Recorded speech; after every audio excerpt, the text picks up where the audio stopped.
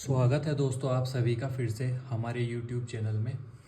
और आज है संविधान की क्लास का पार्ट 2। चलिए शुरू करते हैं। इससे पहले हमने संविधान सभा की बैठकें पढ़ चुके थे, लेकिन आज हमें जो पढ़ना है वो है संविधान सभा की समितियाँ। संविधान सभा की समितियाँ कितनी समितियाँ थी संविधान सभा में? 13 समितियाँ थी। कितनी थी? 13। चलिए समितियाँ, तो हमने ये जो इम्पोर्टेंट है, पंडित जवाहरलाल नेहरू किस समिति के अध्यक्ष थे? संघीय संविधान समिति के अध्यक्ष पंडित जवाहरलाल नेहरू थे। संघीय शक्ति समिति के अध्यक्ष भी पंडित जवाहरलाल नेहरू थे। और भारतीय राज्यों के लिए जो समिति थी उनके अध्यक्ष भी पंडित जवाहरलाल नेहरू थे। उसके बाद प्रांतीय संविधान समिति के अध्यक्ष सरदार वल्लभ भाई पटेल। मौलिक अधिकार और अल्पसंख्यक जनजाति बाह्य आंशिक क्षेत्र के अध्यक्ष भी सरदार वल्लभ भाई पटेल थे। मूल अधिकार उप समिति के अध्यक्ष थे जेबी कृपलानी। अनुसूचित एवं जनजातीय क्षेत्र उप समिति के अध्यक्ष थे गोपीनाथ बारदोलोई। बाह्य व आंशिक बाह्य क्षेत्र उप समिति के अध्यक्ष एवी ठक्कर थे। प्रक्रिया के नियम समिति के अध्यक्ष डॉक्टर राजेंद्र प्रसाद। संविधान सभा के कार्य समिति के अध्यक्ष जीवी मावलंकर। और राष्ट्र ध्वज के लिए तदर्थ समिति के अध्यक्ष, बहुत पूछा जाता है एक प्रश्न, डॉक्टर राजेंद्र प्रसाद। संविधान के लिए ड्राफ्ट समिति के अध्यक्ष कृष्णा स्वामी अय्यर। ड्राफ्ट संचालन समिति। अल्पसंख्यक उप समिति के अध्यक्ष एच.सी. मुखर्जी थे। प्रारूप समिति के अध्यक्ष थे डॉक्टर भीमराव अंबेडकर, जो कि बार बार पूछा जाने वाला प्रश्न है। ये समिति के पठन के बारे में है। प्रथम पठन हुआ था 4 नवंबर 1948 को। द्वितीय पठन 15 नवंबर 1948 से 17 अक्टूबर 1949। तृतीय पठन 14 नवंबर 1949 से 26 नवंबर 1949 को हुआ। अब देखते हैं कि संविधान कब पारित हुआ था और कब लागू हुआ था। बार बार पूछा जाता है कि संविधान कब पारित हुआ था। संविधान पारित हुआ था 26 नवंबर 1949 को, ठीक है, जिसमें 284 सदस्यों ने हस्ताक्षर किए थे। या अधिनियमित हुआ था, अंगीकृत कब हुआ था, या आत्मार्पित कब हुआ था। पारित की जगह आपसे ये भी पूछ सकता है कि अधिनियमित कब हुआ था, अंगीकृत कब हुआ था, या आत्मार्पित कब हुआ था। तो इसका मतलब यही है कि वो पारित के बारे में पूछ रहा है 26 नवंबर 1949 को। लागू कब हुआ? लागू हुआ 26 जनवरी 1950 को। कितना समय लगा लागू होने में? लागू होने में दोस्तों 2 साल 11 महीने और 18 दिन लगे। 2 साल 11 महीने और 18 दिन लगे। टोटल 81 बैठक हुई।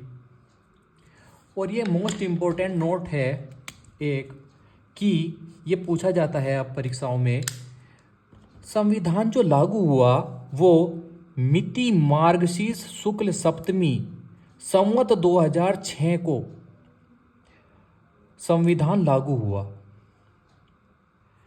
जब लागू हुआ था तब अनुच्छेद 395 थे, भाग 22 थे, अनुसूचियां 8 थी। अब वर्तमान में अनुसूचियों की संख्या 8 से कितनी हो गई है? 12 हो गई है। संविधान सभा के महत्वपूर्ण निर्णय क्या रहे कि 22 जुलाई 1947 को राष्ट्रीय ध्वज को मान्यता मिल गई। 24 जनवरी 1950 को राष्ट्रगान व राष्ट्रगीत को मान्यता मिल गई, अपनाया गया 24 जनवरी 1950 को। यह कब हुआ? संविधान सभा की अंतिम बैठक के दौरान हुआ। उस समय कौन थे राष्ट्रपति? डॉक्टर राजेंद्र प्रसाद उस समय भारत के प्रथम राष्ट्रपति थे। और इस दिन संविधान सभा को भंग कर दिया गया था। 26 जनवरी 1950 को भारत का गणतंत्र रूप में जन्म हुआ था। तो पूछा जाता है कि भारत का गणतंत्र रूप में जन्म कब हुआ? 26 जनवरी 1950 को। और पाकिस्तान के निर्माण के बाद सदस्य कितने रह गए? वे रह गए 299 सदस्य। चलिए, अब भारतीय संविधान के स्रोत देखते हैं। भारतीय संविधान के सभी स्रोत, जो कि मतलब ऐसी कोई परीक्षा है ही नहीं जिसमें ना पूछे जाते हों, सब हर परीक्षा के लिए महत्वपूर्ण है। भारतीय संविधान के स्रोत की कहाँ से क्या क्या लिया गया है संविधान में। संयुक्त राष्ट्र अमेरिका यानी यूएसए के संविधान का प्रारंभ हुआ। प्रस्तावना लिया गया, प्रस्तावना का विचार अमेरिका से लिया गया।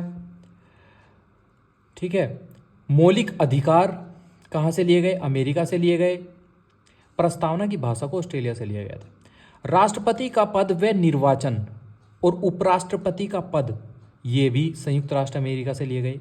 सर्वोच्च न्यायालय व न्यायपालिका कहाँ से ली गई, अमेरिका से। न्यायिक पुनरावलोकन कह दो या न्यायिक समीक्षा, जो कि अनुच्छेद 131 में आती है, वो भी अमेरिका से लिया गया। राष्ट्रपति पर महाभियोग अमेरिका से लिया गया। विधि का समान संरक्षण या सम्यक प्रक्रिया अमेरिका से ली गई। प्रस्तावना की प्रथम पंक्ति है कि हम भारत के लोग, ये भी संयुक्त राज्य अमेरिका से लिया गया। जनहित याचिका यानी PIL भारत राज्यों का संघ है, ये सब संयुक्त राज्य अमेरिका से लिया गया था। उसके बाद आते हैं ब्रिटेन, इंग्लैंड। यहाँ से नागरिकता ली गई, और कैसी नागरिकता है, एकल नागरिकता। संसदीय प्रणाली ली गई, सर्व सत्ता संपन्न संसद ली गई। विधि के निर्माण का प्रथम प्रावधान यानी लॉ मेकिंग, ये ब्रिटेन से लिया गया। रिट जारी करना, रिट जारी करने की प्रक्रिया, विधायी प्रक्रिया, विधि का शासन और मंत्रिमंडल व्यवस्था और द्विसदनीय व्यवस्था, जिन पर भी हाईलाइट हो रखा है ना दोस्तों, ये इम्पोर्टेंट है, महत्वपूर्ण है, जो बार बार परीक्षाओं में पूछे जाते हैं, उन पर मैंने हाईलाइट किया हुआ है। आयरलैंड, फिर आए आयरलैंड। आयरलैंड से राज्य के नीति निदेशक तत्व लिए गए। राष्ट्रपति के निर्वाचन की विधि आयरलैंड से ली गई। राष्ट्रपति के द्वारा राज्यसभा में 12 सदस्यों की नियुक्ति होती है, और नागरिक सम्मान, ये सब आयरलैंड से लिया गया। चलिए, अब आगे देखते हैं ऑस्ट्रेलिया से। समवर्ती सूची, संयुक्त बैठक, अधिवेशन, प्रस्तावना का प्रारूप, भाषा प्रस्तावना की, व्यापार के नियम और केंद्र व राज्यों के बीच में संबंध, जो कि बार बार पूछा जाने वाला प्रश्न है, ऑस्ट्रेलिया से लिए गए हैं। फिर आते हैं फ्रांस। फ्रांस से ये तीनों शब्द, स्वतंत्रता, समानता, बंधुता, ये फ्रांस से लिए गए हैं। गणतंत्र शब्द फ्रांस से लिया गया है, बार बार पूछा जाता है। विधि द्वारा स्थापित प्रक्रिया जो है जापान से ली गई। रूस, पूर्व सोवियत संघ भी बोलते हैं, रूस भी बोलते हैं। यहाँ से मौलिक कर्तव्य लिए गए।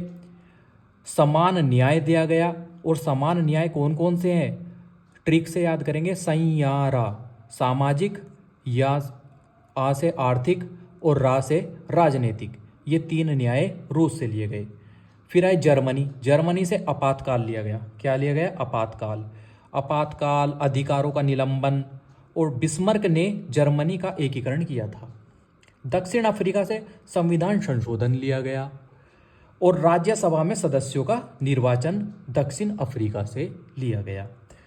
कनाडा से संघात्मक शक्ति और संघीय प्रणाली और केंद्र व राज्यों के बीच शक्ति का विभाजन कनाडा से लिया गया। राज्यपाल का पद कनाडा से लिया गया। अवशिष्ट शक्तियां केंद्र के पास होती है, बार बार पूछे जाने वाला प्रश्न है ये।